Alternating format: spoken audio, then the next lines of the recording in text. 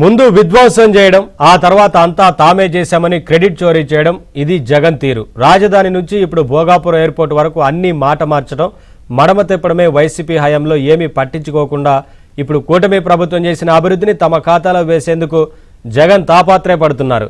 అయితే గతంలో జగన్ చేసిన వ్యాఖ్యలను కూటమి నేతలు గుర్తు చేస్తున్నారు.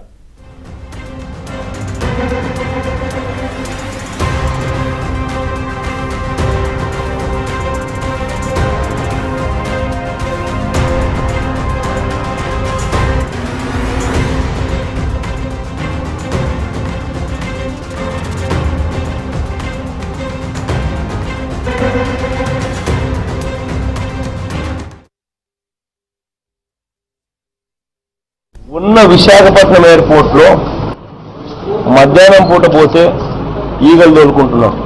ఆడ ఉన్నది 350 ఎకరాలు.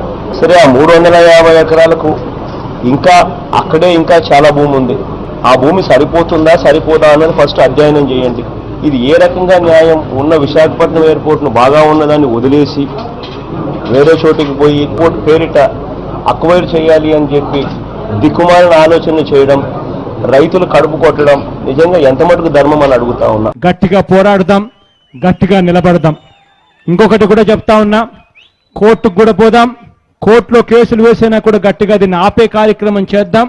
ఎట్టి పరిస్థితుల్లోనూ భూములు పోకుండా చేస్తాం.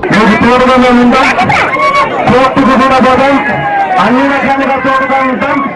ఇంక 100 రోజులు ఎట్టగొట్టి కాపాడుకుంటూ దాని తర్వాత మన ప్రభుత్వం వస్తుంది.